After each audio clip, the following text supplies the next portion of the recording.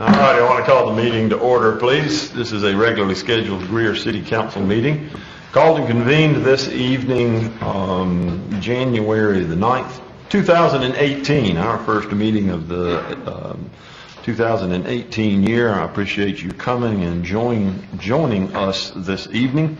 We've got the privilege of swearing in some folks this evening and some other things on the agenda that will be of informational benefit to you as well too, and then we'll get on into the bulk of the meeting in just a little while. To start our meetings, we offer a pledge of allegiance and an invocation. This evening, Councilman Wayne Griffin will offer an invocation for the council. If you would, please stand and join us.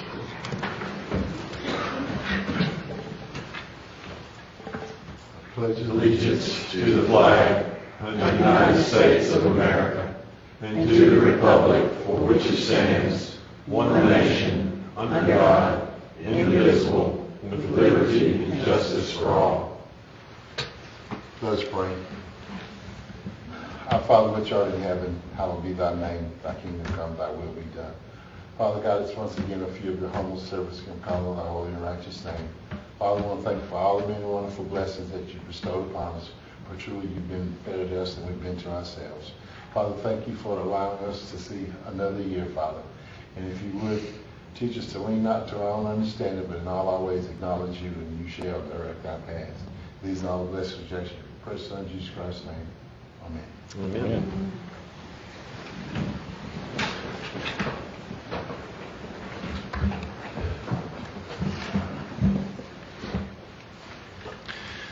With that, I'd like to ask Judge Mims, if he would, to come to the front of the room. We've got the opportunity this evening to swear in some folks, and the Judge has been most gracious to give his time to come this evening and help us in that ceremony. And we are always appreciative of his service to the city, and swearing these folks in is appreciated as well too. And so as the judge gets ready, we have council members from districts 2, 4, and 6 this evening, and a CPW commissioner. And so I'm going to ask Mr. Perry Williams, the CPW commissioner, if he would come to the front for the swearing in and bring any members of his family that would like to join him and or assist in the oath. So, Judge, if y'all would, if you'll come to the front here, and that'd be perfect. Yep. Thank you, sir.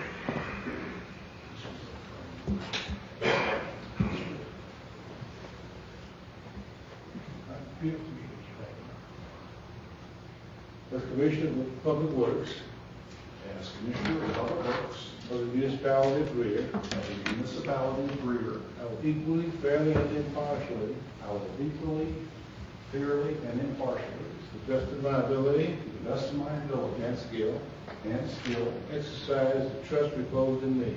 the trust reposed in me. I will use my best endeavors I will use my best endeavors to preserve the peace to preserve the peace and carry into effect, and carry it into effect, according to the law, according to the law, the purpose for which I have been elected. the purpose for which I have been elected. So help me God. So help me God. Thank you, sir.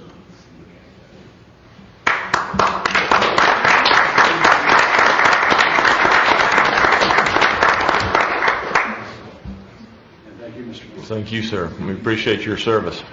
Thank you for joining us. Perry is serving in, Mr. Williams is serving in his, what term, Mr. Williams? This is your...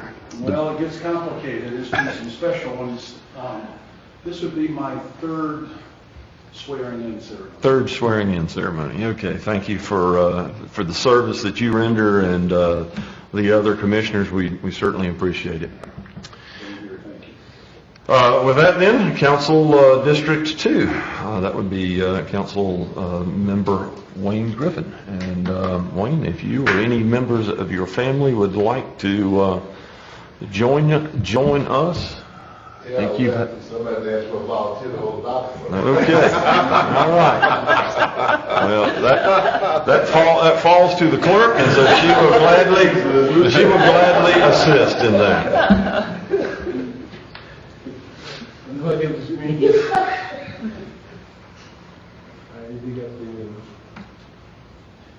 As a council member of the municipality of Greer, equally, fairly, and impartially, I will equally, fairly, and impartially, to the best of my ability and skill, to the best of my ability and skill, exercise the trust reposed in me. exercise the trust reposed in me. And I will use my best endeavors And I will use my best endeavor to preserve the peace to preserve peace and carry into effect, and carry into effect, according to the law, according to the law, the purposes for which I've been elected. the purposes for which I have been elected. So help me God. So help me God.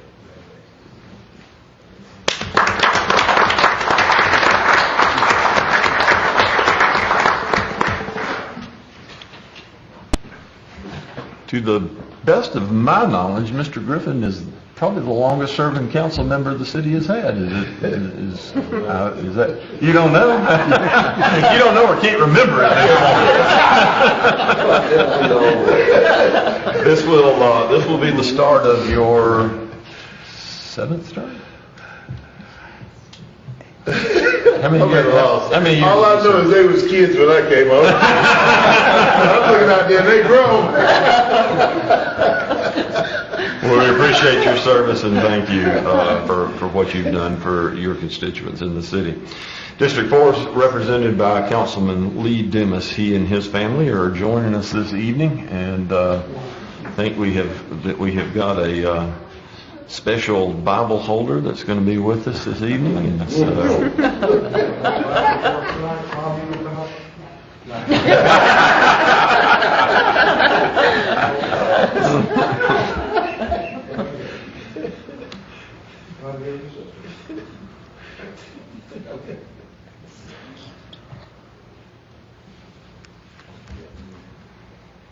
As a council member of the municipality of Greer, As a council member of the municipality of Greer, I will equally, fairly, and impartially, fairly and impartially, to the best of my ability and skill, to the best of my ability and skill, exercise the trust reposed in me. exercise the trust reposed in me. And I will use my best endeavors And I will use my best endeavors to preserve the peace to preserve the peace, and carry into effect, carry into effect, according to law, according to the law, the purposes for which I've been elected. for the purposes which I've been elected.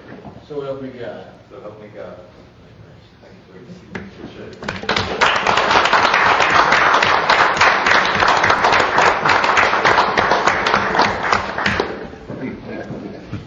Appreciate it. and Council District 6 is represented by Councilwoman Judy Albert, and I'm not sure if any of her family's joining her this evening. No, I or- think its priority was basketball practice. Our basketball practice takes priority. Yes, indeed it does. We understand that. And so Elizabeth will assist in that regard. As a council member of the municipality of Greer, As a council member, you have to fill out your career.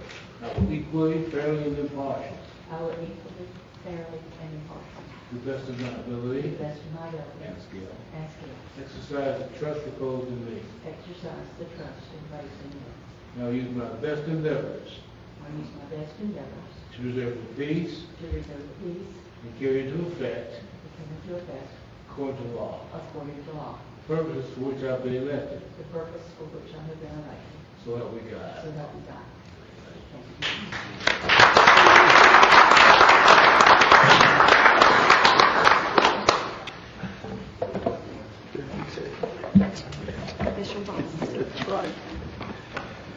You done good.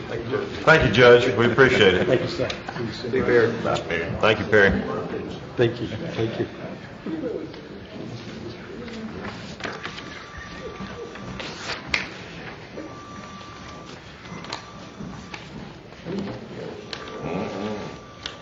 Ms. Adams, do we have anybody to appear this evening in public forum? No, sir. Then we'll move to the minutes of the council meeting from December 12th, 2017. I'll entertain a motion that they be received. So moved. Second. And a second. Any items of note for the clerk? Hearing none. Ms. Adams? Mr. Airwood, Yes. Mr. Griffin, Yes. Mr. Dumas, Yes. Mr. Bettis, Yes. Ms. Albert, Yes. Mayor Danner. Yes.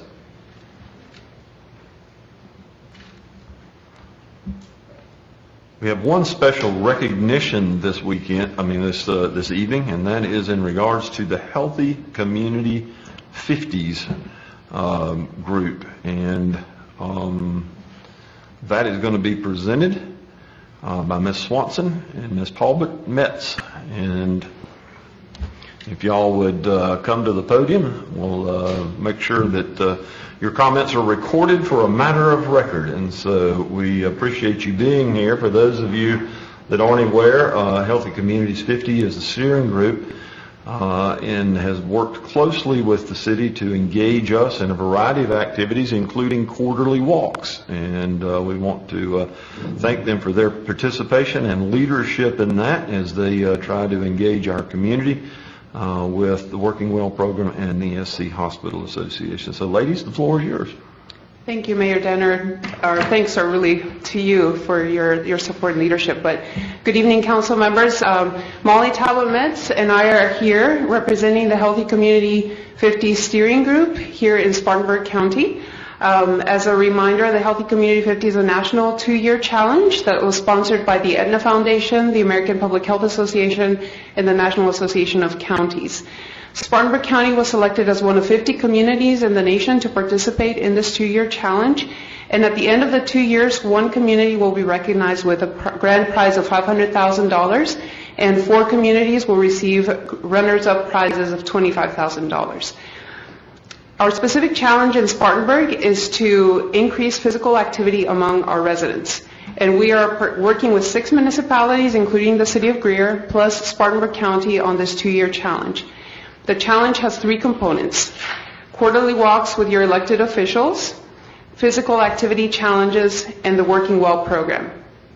Working Well, which operates out of the South Carolina Hospital Association, is a statewide strategy helping employers implement best practices in employee well-being to create a culture of wellness at the work site. When organizations achieve Working Well's highest standard of excellence in any one of 9 dimensions of well-being, they are recognized across the state with a Platinum Award. The City of Greer has achieved Platinum in 4 dimensions of these 9: risk assessment and outreach, tobacco-free, mental and emotional well-being, and incentives and communication. We applaud the City of Greer for the value it placed on employee health, and we encourage you to continue pursuing a culture of well-being for your employees. As we wrapped up year one, and we continue planning for this year 2 that just started, we're looking at ways to improve and expand to reach more people. Many of you personally participated in the walks last year, and we encourage you to come out and join us in the walks this coming year. In fact, we set the date just this week for the next walk, which is February 17th. That's a Saturday at 10 a.m., and we hope many of you will come and join us. Now I'd like to ask Molly to present you with a token of our appreciation. Molly is also one of our many steering committee members, and also she and I work together at the Mary Black Foundation. Thank you for having us. Thank you, Natalia. And I just want to reiterate my thanks to all of you for your leadership and support. Could I just ask, how many of you did come out for a walk in 2017? Wonderful, great. Well, hope to see you in 2018. We think it's a great way to encourage people to come out and be physically active, but also to engage with community, with elected officials, but also with each other. And we think that's a really important part of community health. Another great benefit of the walks is that people can come out together as a group and experience some of the great amenities that we have in our community, some trails and park facilities, and maybe they haven't experienced those before, and so coming out as a group and walking, and then maybe deciding to come back later and make that part of a more regular physical activity. So we appreciate you for participating and encourage you to fully participate in 2018 with us. And if I could ask someone to maybe meet me so I can present the recognition.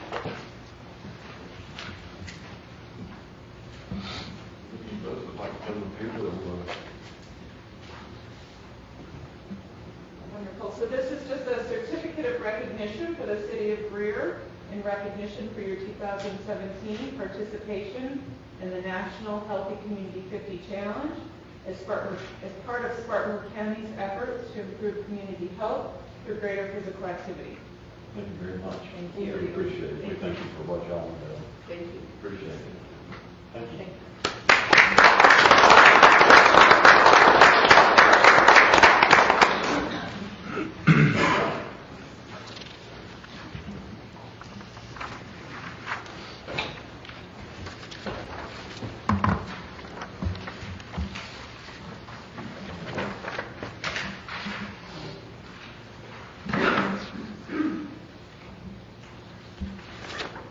We are certainly appreciative of the award, but also the work that Healthy Communities 50 is doing. It was a quite an honor. I was on the board of Smart Growth America when this grant was announced, and I know there was national excitement about this award, and seeing Spartanburg selected was a real coup. I don't know that people really understood how significant a gift this could be if they are awarded the winning prize or even one of the runner-up prizes. And it goes hand in hand with the job that the good job that Spartanburg County does in terms of trying to measure as many matrices as they can, and certainly being a healthy community is one of those. And we look forward to continuing this effort as we do here internally, and then participating with y'all as well. So thank you for the recognition. It is appreciated, and we'll make sure that that is proudly displayed somewhere here at City Hall or in our athletic department or special events department, and where those folks have helped us pull those events together. So thank you. We appreciate it.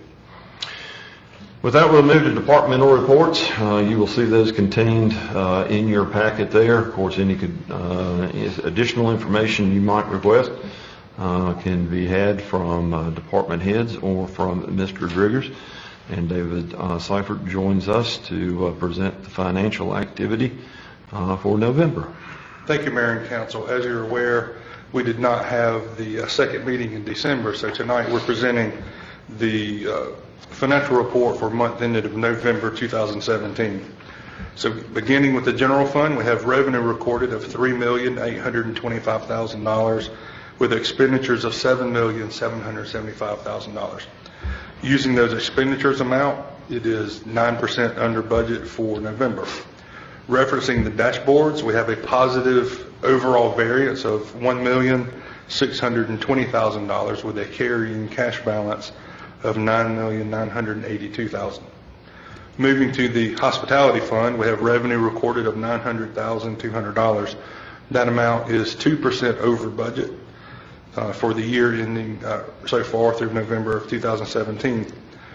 And in the hospitality fund, we have expenditures recorded of $325,511 with a carrying cash balance of $1,757,474. And lastly, tonight for the stormwater fund, we have revenue recorded of $33,412, expenditures of $58,173, and then a cash balance, of $1,148,706. I'd be happy to take any questions you may have at this time. Council? Thank you, sir. We appreciate the update. We have another presentation this evening by Kelly McCormick, our planning manager, as she comes to talk about the core communities.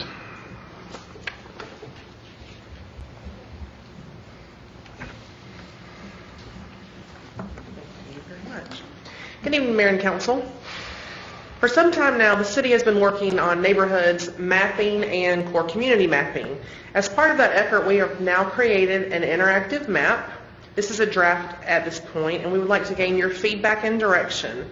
This map was created by a collaborative effort of a team of city employees with experience and knowledge of these neighborhoods, including myself, Mike Sell, our Assistant City Administrator, Justin Kurtz, our GIS planner, who's responsible for this a lovely piece of work. Tor Elstrom, Codes Enforcement Officer, Sergeant Jeffrey Smith, our Community Outreach Officer at the Police Department, and Brandon McMahon, our Zoning Coordinator.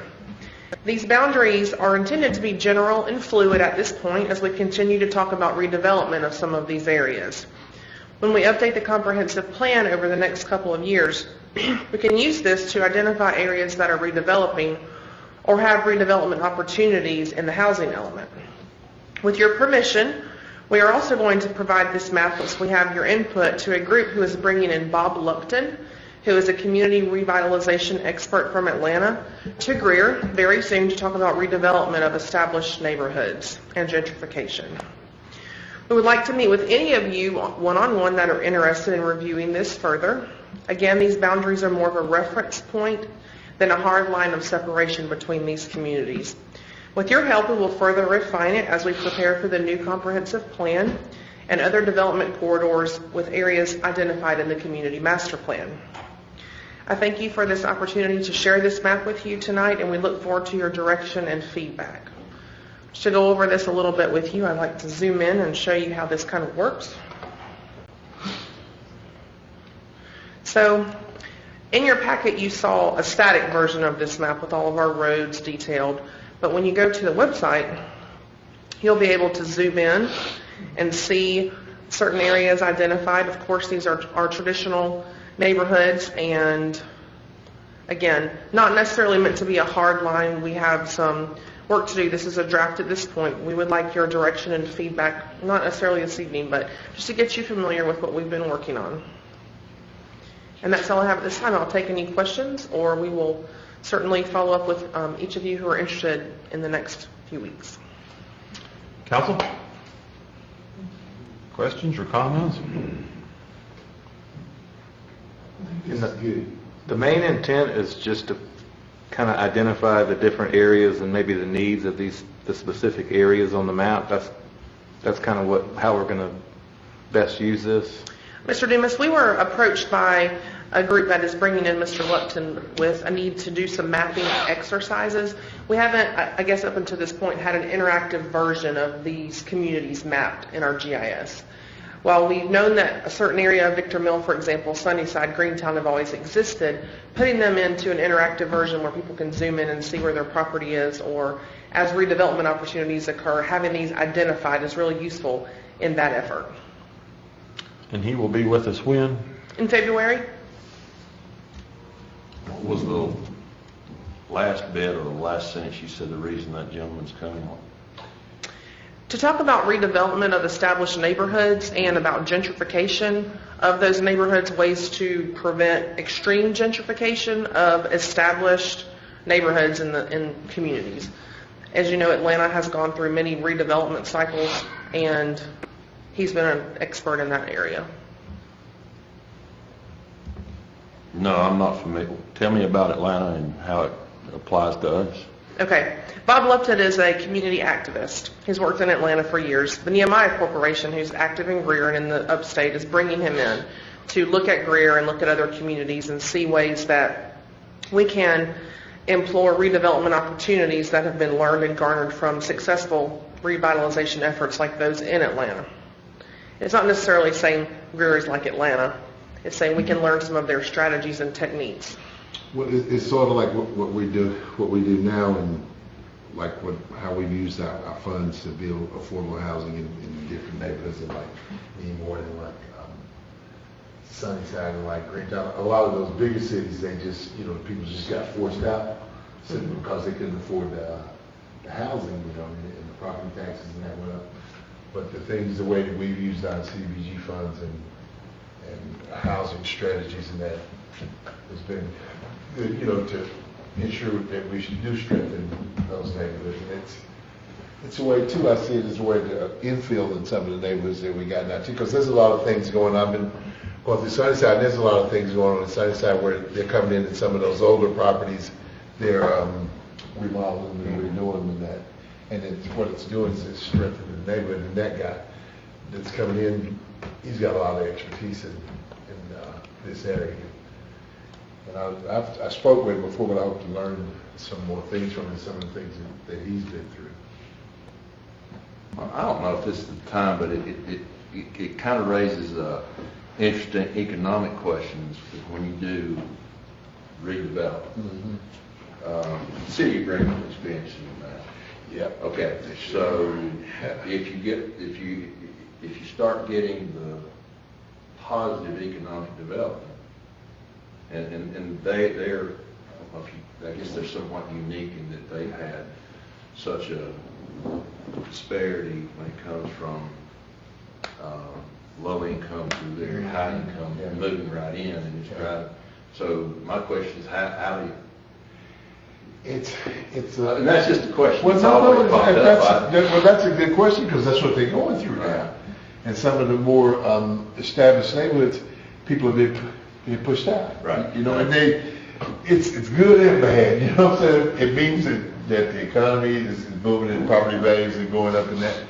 But traditional neighborhoods, it's trying to find a way to allow people to still live, even when you're prospering, to try to find a way so people can still live in the neighborhoods without being priced out. And that's why I say that some of the things that we have done as far as keeping that housing and things affordable is the way that you do it. Because I mean, like now, I mean, the affordable housing, you're talking about anywhere from $90,000 to $100,000 is affordable housing, you know. More than that. I mean, or more, yeah. But it's just, you know, it's trying to strike that balance, you know, to where, like she says, the gentrification is trying to strike that balance so that you don't, you know, just completely wipe them out with another. I think another asset to having this done is I know there's many communities in the area that we've identified here that are sort of seeking a sense of identity about who they are and the area that they live in. And, you know, I know some of those areas are going to be glad to see something like this to give them sort of a sense about who they are and what their natural boundaries are as they look to do improvements in their community and come together with others in their community to talk about maybe some of the common issues they face. I think Wayne sort of hit the nail on the head. It's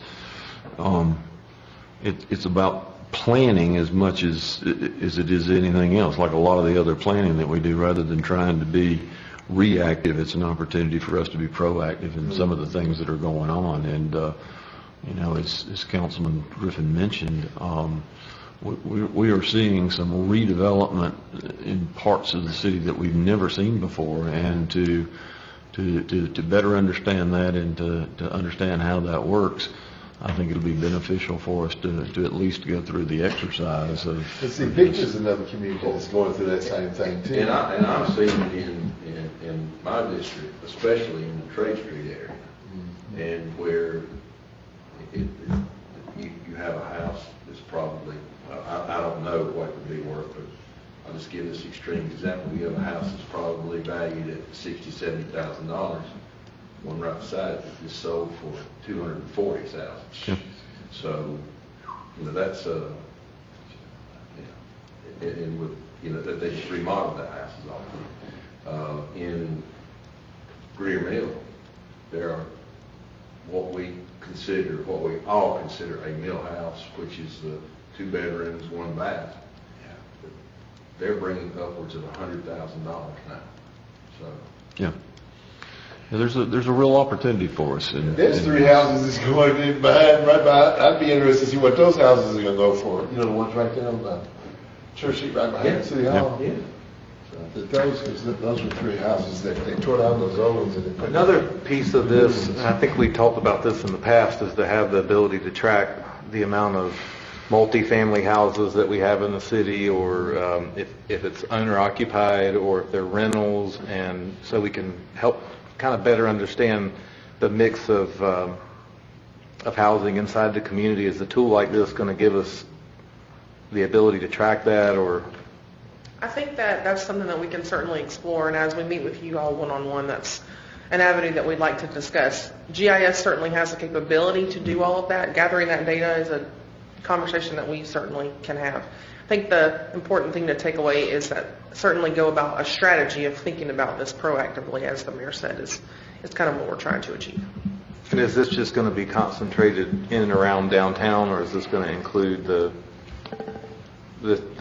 communities kind of up in the northern part of the city too? Sure, this is what we've mapped so far, but of course we'd like to continue to expand this. This is thinking about our traditional core communities and how we can start there and continue in the future. Gotcha. There's a interesting correlation between our pedestrian and bike plan and our core communities. So there's some, some real overlap in those two. So lots of opportunities here. Anyone else want to offer a comment? We thank you, Ms. McCormick, for your work on this, and look forward to that occasion.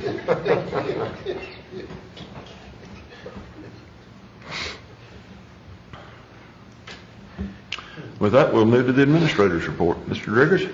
Thank you, Mayor, members of council. Happy New Year. We're excited to approach 2018. It's going to be an ambitious year for us.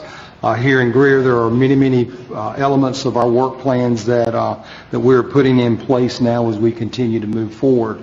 Obviously, some of those you are very familiar with, and some of those challenges that we'll be facing in 2018, particularly relative to the work that we will continue in our downtown area. As we complete our work with Greer CPW, the utility part of that work, and then as we roll into the actual final planning of that and the construction of that project as it will begin in 18 and move on into 2019 as well. There will be many challenges for us. That is simply just one of those, and we're looking forward to those. A couple calendar items we want to certainly make sure that you're aware of is that this coming Monday is our annual Martin Luther King recognition luncheon. It's a wonderful opportunity for us as a community to gather. Many of you have already indicated your attendance plans, but if for any reason you have not done that and you do plan to join us, and you have not indicated that so far, just let us know. We will certainly make those arrangements. We certainly are anticipating that by Monday we will have utilized all the available seats that we have. If that's not already happened as of today, I think yesterday we were quickly approaching a full audience for the program. So Mr. Griffin, if anything you'd like to add. Yeah, I want to apologize publicly to Steve Owens, because this has been one of them years where I've been off keel, because I lost my mother, and it's just been helter-skelter for me. And some of the things that I normally take care of, I ain't been able to take care of. And I want to thank Steve and for his patience, and I want to thank Justin and the other people that's in the recreation department that have picked up my slack, things that I normally do. They know, and they've done them by just trial and error, and I do things that I should have done and should have taken care of, I didn't.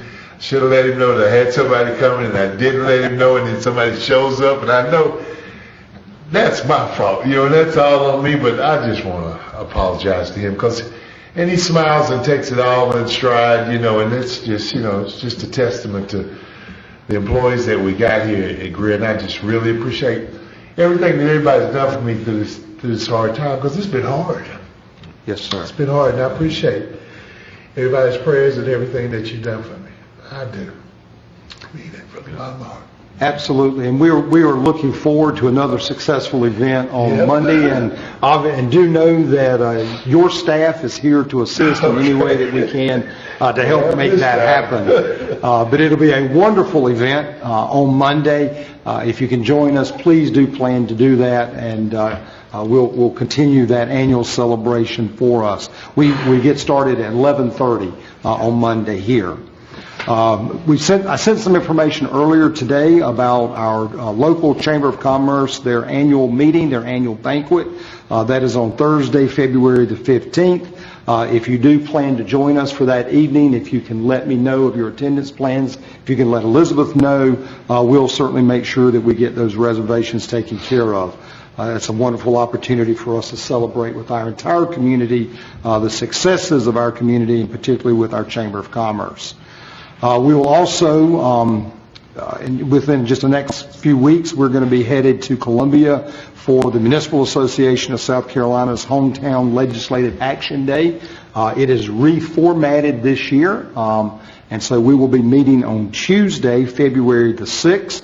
We're very excited about the opportunity to be there and learn some of the issues that will be affecting us as a municipality. As we approach 2018, our legislature gathered today for their first day, so they started their session earlier this morning, and we're going to be visiting with them shortly. So I do hope your schedule will allow, whether it's just for the day or you'll be going in and staying over as part of the training. Many of you are participating with our Municipal Elected Officials Institute on that preceding day as well. So looking forward to that. You did notice today that we do have a different person sitting in the clerk's seat.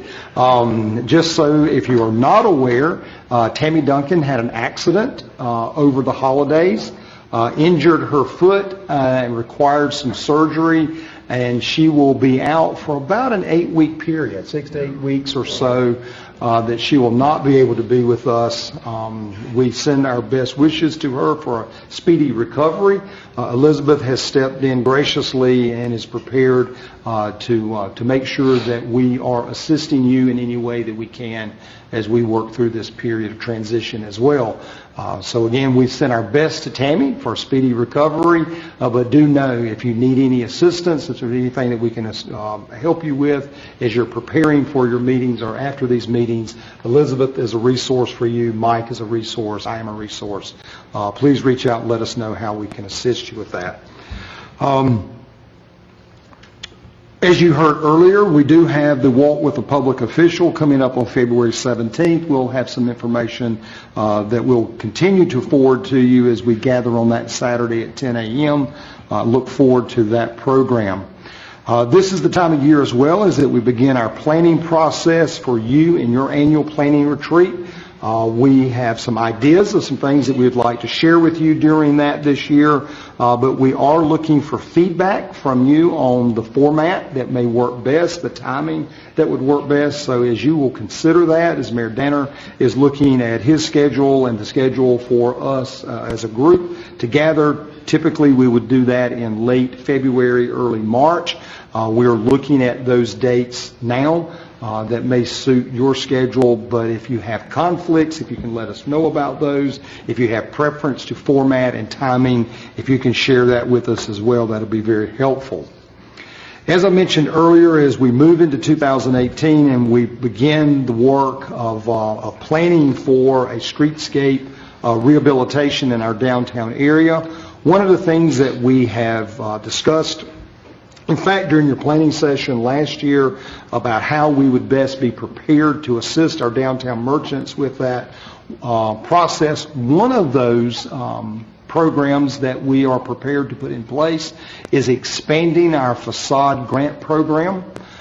You are aware that we fund through Greenville County Redevelopment Authority and our HUD resources. We have a facade grant program that is available to our merchants. That is a $5,000 program.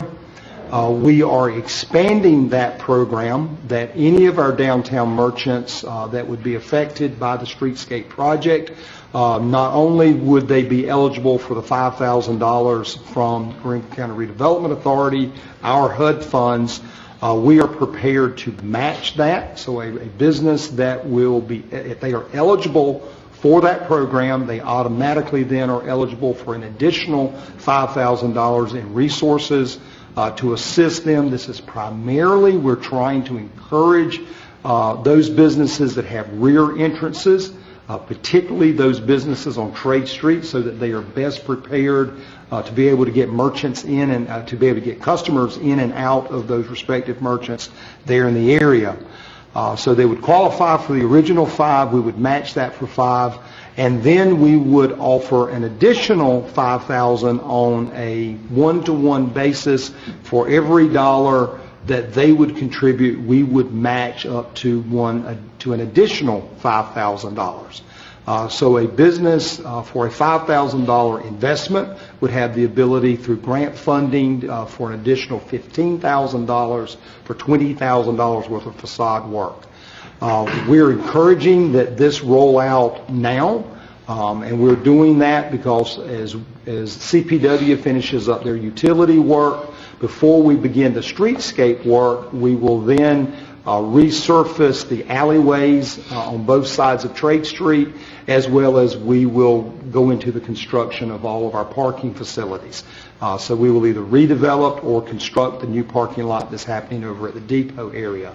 So timing is very critical for us, that we are encouraging these businesses to take advantage of access to their businesses from the rear. And that's the reason we're making those parking lot improvements and the alleyway improvements before we begin the streetscape.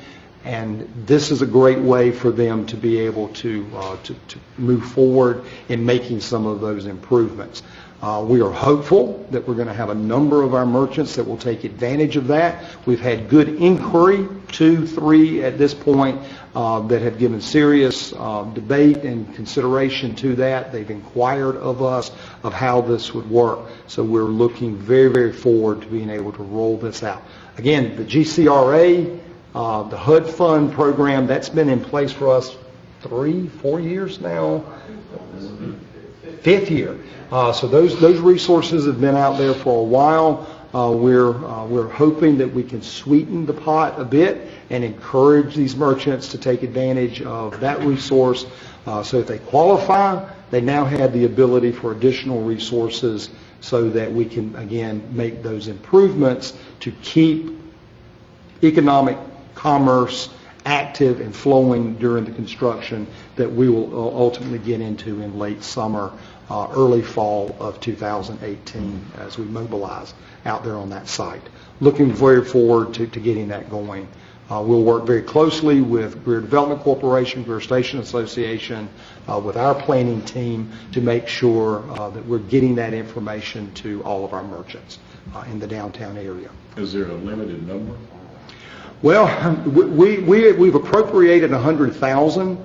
I mean, that would allow us to do about 10 additional projects. We believe that we don't believe that we would exceed that.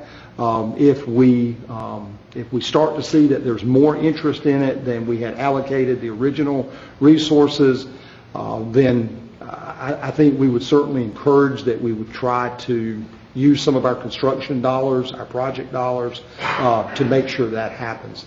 Right now, we are funding it at the $100,000 level with the $10,000 additional resource per project, and we think that 10 would be sufficient, but we won't know until we get actual interest.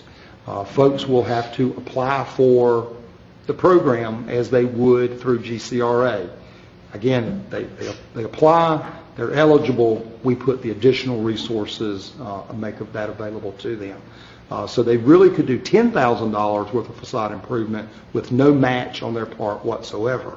And then they can do an additional $5,000 match on a dollar-for-dollar basis up to that maximum of $5,000. The GCRA requirements, is that some kind of low, moderate income thing? Or? No, it's not based on income. It is based primarily on that they would comply with a review. They're going to have to review it. Mike, you might want to give some additional information. We have to review the project to make sure that it's in compliance with our downtown standards and what the work would look like, as well as they have to comply with things like the Davis-Bacon Act to use federal funds. We did not want to give the merchants additional hoops to jump through. We think there's enough that are there, so they've got to comply and be eligible under the federal program using HUD funds. We just wanted to sweeten the pot so that they can make additional improvements, awnings, rear entrances, lighting, anything that they can draw those customers in through the rear of those buildings.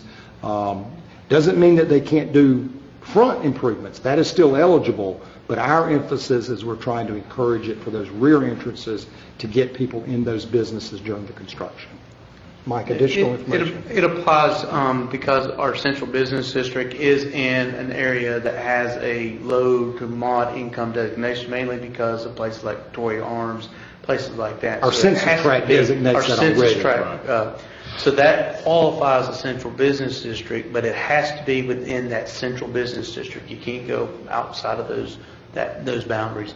The other is that as far as the money part of it coming in, you just have to you have to employ folks that fit that demographic as well. And it can be not that you employ them at your business, but those who are doing the work qualify as that as well. So if they're using construction workers or a company that has, people that are doing the installation on the awnings or installation on the windows, that work that you're helping support helps qualify the loan for those businesses as well.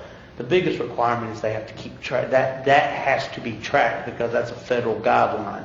So the assistance that GCRA provides and that we can help with is helping them get that information tracked. And that's probably the biggest hurdle that the business owners downtown have in the past, is just making sure that they qualify by providing that information.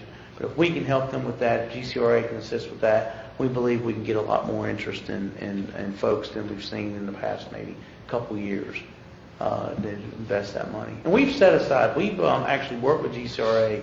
As Mr. Greer said, there's about $50,000 available now just in GCRA money. So we feel pretty comfortable going in, and we hope that we have about anywhere between 5 to 10 projects. So you're talking about the work could be done by minority businesses? Is that what you're saying? And it can be anybody that has a job that qualifies in the low to moderate income range. That's the lower, less high-end jobs. I mean, obviously if it was being self-performed by the owner of the company, that would be a little bit different. But if they hire workers or have other individuals that come in, then you can use it. Or if the business does employ folks that, like a secretary or a counter service worker and stuff like that, because the work is helping support that economic activity, those qualify as well. We've never experienced that there is an abundance of qualified workers. Correct. To be able to meet this requirement. Right. It is not an impediment to doing the program. What has been an impediment is that some folks have said, for the amount of bookkeeping and Yes. what I have to do, $5,000 makes it hard for me to justify. We now have that at $10,000 by matching that, and it can go potentially to $20,000 with a $5,000 match by them with us on a one-to-one match on that $5,000. So these projects now could be $20,000 with the business providing $5,000. That was my recollection, was that the 5,000 had too many hoops, ultimately. And some folks just said, for $5,000, I don't know if I want to go through all the paperwork, and so that's why we're really trying to incentivize that to make it worth their while. Gotcha. Very good. That concludes my report. Thank you. Thank you, sir.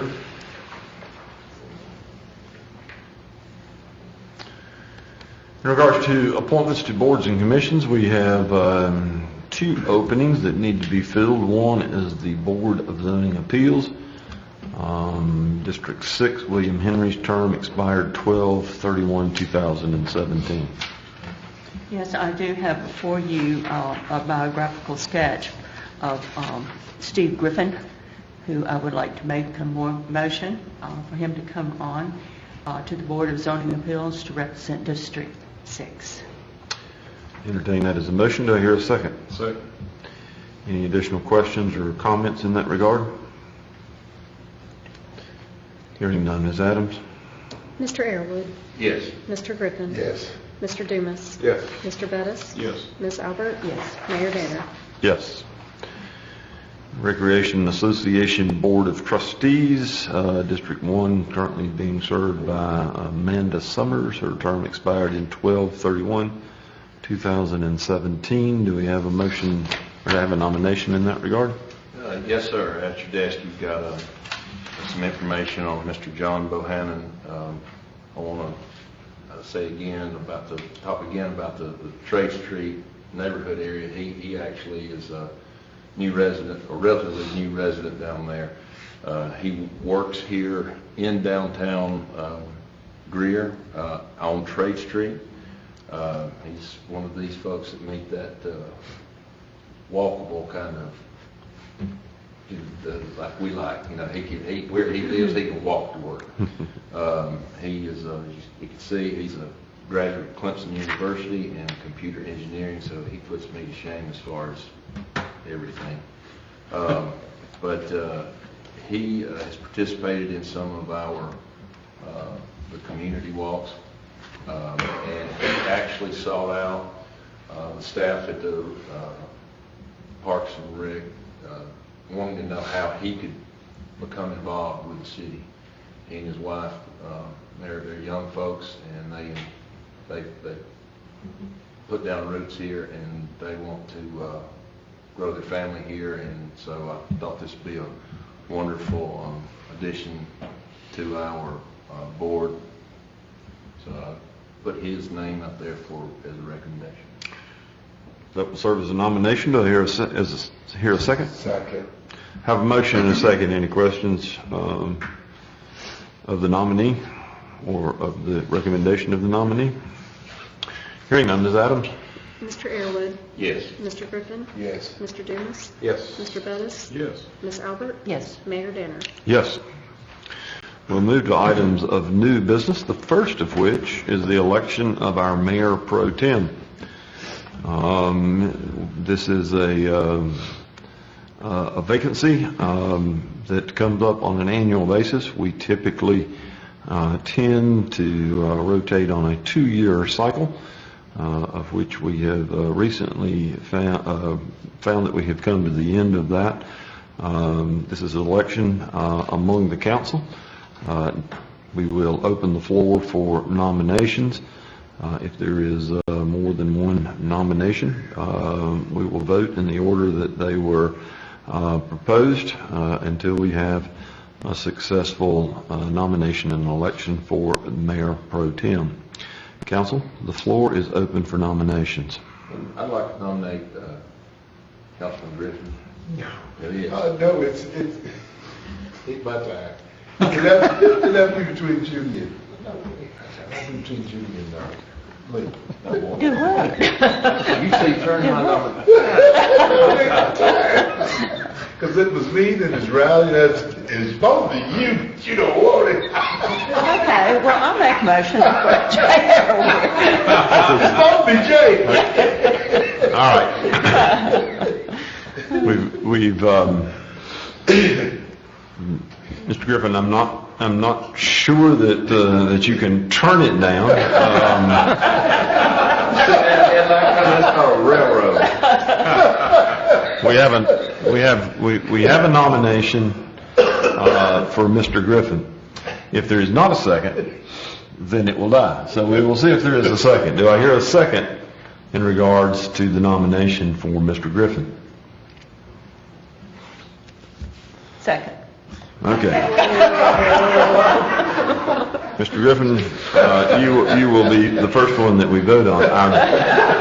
I do believe that there was another mention. Do we have any other nominations coming from the council?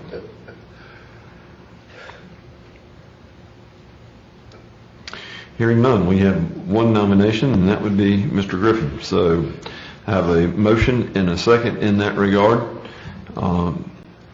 Mr. Griffin has indicated that while he may not be willingly offering himself to serve, that he will fulfill that job and duties to the best of his ability if elected. We appreciate the service that he has offered us in the past, and we will look forward to working with him in the future. Ms. Adams. Mr. Airwood? Yes. Mr. Griffin? Yes. Mr. Dumas? Yes. Mr. Bettis? Yes. Ms. Albert? Yes. Mayor Danner? Yes. Thank you, sir, for being so gracious to accept that job. We know that they're playing. First reading of ordinance number 1-2018. This is an ordinance to provide for the annexation of property owned by Carolyn Chapman located at 847 Harvey Road by 100% petition and to establish a zoning classification of I-1 for said property. Ms. McCormick? Thank you, Mayor Danner. The property at 847 Harvey Road is 15.24 acres of a portion of a larger piece of property that is being requested for annexation into the city of Greer for future industrial development. Property currently is vacant and is just off Harvey Road near its intersection with Poplar Drive Extension. And that's all I have at this time, Mr. Chairman. By show of hand, is the owner of the property or representative of the owner of the property with us this evening? Let the record indicate someone indicated that they were here on behalf of the property. Entertain a motion to receive. The floor will be open for discussion. So moved. Floor is open for discussion or questions. This has not been before the planning. They will go to the Planning Commission on January 22nd. January 22nd. Second. Now we have a motion and a second, correct? Right. The floor is open for discussion. It'll go to the Planning Commission on January 22nd. 22nd. Okay. Anything else in that regard? Questions? Comments? Would you like to address council in regards to this action? Hearing none. Ms. Adams? Mr. Airwood, Yes. Mr. Griffin, Yes. Mr. Dumas, Yes. Mr. Bettis, Yes. Ms. Albert. Yes. Mayor Danner. Yes. Second item before us this evening is the first reading of ordinance number 2-2018. This is an ordinance amending Chapter 18 of our business license, Article 2, licensing sections 18 through 32, 18 through 34, and 18 through 52 of Appendix A, Appendix B, and Appendix C to add definitions, clarify the applicability of minimum and maximum tax, and to reflect changes in business license tax rates and the reclassification of various industry sectors. This will obviously require some action. Mr. Seifert and Mr. Deaton and Mr. Driggers have been working on this issue for quite some time. You have been briefed from time to time on the necessity of this, and so I think possibly Mr. Seifert and Mr. Driggers will give us an overview, and we'll ask Mr. Deaton if he would like the opportunity to chime in as well. So the floor is yours, sir. Mr. Mayor, if I may, I'll at least tee us up. Okay. As you indicated, we have continued through this council to look at economic development opportunities to encourage those businesses that would employ and invest in our community. One of the new opportunities that we have now that we did not have in years past is the location of the South Carolina Inland Port and the businesses that the South Carolina Inland Port could bring into our area. As a matter of that, one of the things that we needed to take a look at are those types of business classifications that primarily would be attracted to that area. One of those obviously being manufacturing, also warehousing and logistics, transportation. So we wanted to look at each of those and provide additional tools in the toolbox for our economic development arm as we would continue to recruit and continue to promote our community to those types of businesses that we would be attracted to. Not only that they would be attracted to us, but we would be attracted to them. One of the things that we particularly needed to make sure is that for particularly manufacturing businesses, warehouse and logistics, that our business license rates were such that we would not be a disincentive for them to be locating in our community. We provide different levels of service to all types of businesses in our community, but particularly those that are in manufacturing, warehouse, logistics, those that are primarily job creators, the level of service that we provide to those is different than what we would typically see in a commercial business. And so as we've continued to evaluate our rate structures, we are prepared to bring to you this evening some recommendations for changes in that ordinance as is defined by title. Some of that is by definition, reclassification of a few of our businesses, and then also looking at a rate structure that we believe, again, would be more attractive to large manufacturers, large warehouse operations that would be doing business in our community, again, so that it would not be a disincentive for them to locate those facilities inside our municipality. We believe that all businesses in our community have a responsibility to have a business license and to share in the cost of operating our community. We believe that the rate structure that is in place that we're recommending still does that, but it also gives us, again, as I said earlier, gives us an additional tool in the toolbox. I would like to ask Mr. Seifert if he would review those changes, and then as indicated by Mayor Danner, if Mr. Deaton has any additional comments that he may would like to have, or if you have any questions of him relative to how this would impact us from an economic development standpoint, we wanted to make ourselves available to answer those questions. Mr. Seifert? Thank you, Mr. Driggers and Mayor and Council. There are three basic areas that we're changing in this ordinance. So if you would like to join me, I want to start in section 1834. This is in regards to the minimum and maximum tax that we charge through a business license fee. Beginning in paragraph B is just a text change, and we needed to reflect that striking the proration sentence to the base tax to reflect what we are actually doing in the business license office. So a business that starts up their first year or is annexed in their first year would be charged the minimum base tax rate. And that is what we are currently doing as a practice, so we needed to reflect that in the ordinance. The second piece in that section is paragraph C, and this is the creation of a maximum tax that we would charge to a business license for a business or a group of affiliated businesses would be capped at $1 million as a maximum tax. We currently do not have the group of affiliated businesses as a definition, so that is added under the definitions for section 1832, so it's causing the addition of the definition there in section 1832.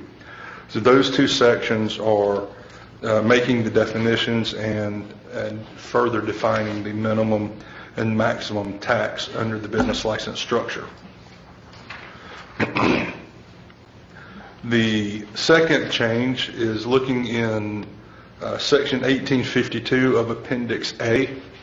That first section that is detailed in the ordinance is under Class 8 rates. The 8.3, that first division there, is formally just for the manufacturing group. And what you see bolded there is we're requesting the reclassification of those other three lines of businesses to be wholesale trade, truck transportation, logistics, and warehousing and storage facilities to be reclassified from their respective business license rate categories into this Class 8 rate.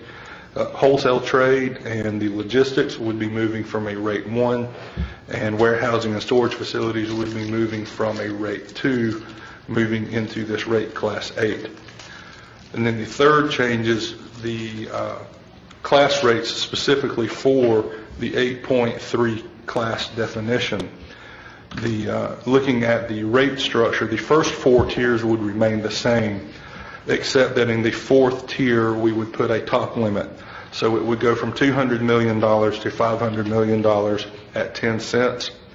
And then we're adding tier 5, which would be $500 million to $1 billion, would be 5 cents per thousand. And then the sixth tier is any revenues $1 billion or greater would be charged a tax rate of 1 cent per thousand. So those are the three areas of changes that we are bringing and requesting for your approval. Appendix B and Appendix C are just the text changes that are reflecting the changes addressed for reclassifying those businesses in Appendix A. I'd be happy to take any questions you may have. Council?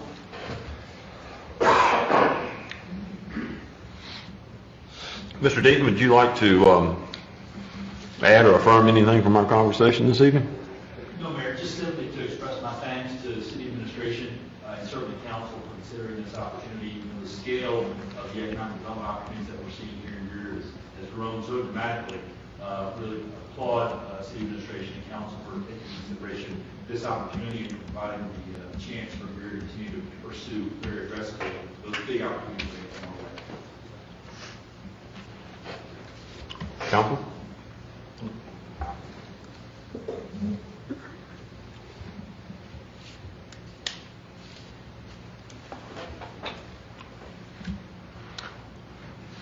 I'll entertain a motion to receive. So motion. And a second? Second. Any further discussion? Hearing none. Ms. Adams? Mr. Airwood, Yes. Mr. Griffin, Yes. Mr. Dumas, Yes. Mr. Bettis, Yes. Ms. Albert, Yes. Mayor Danner.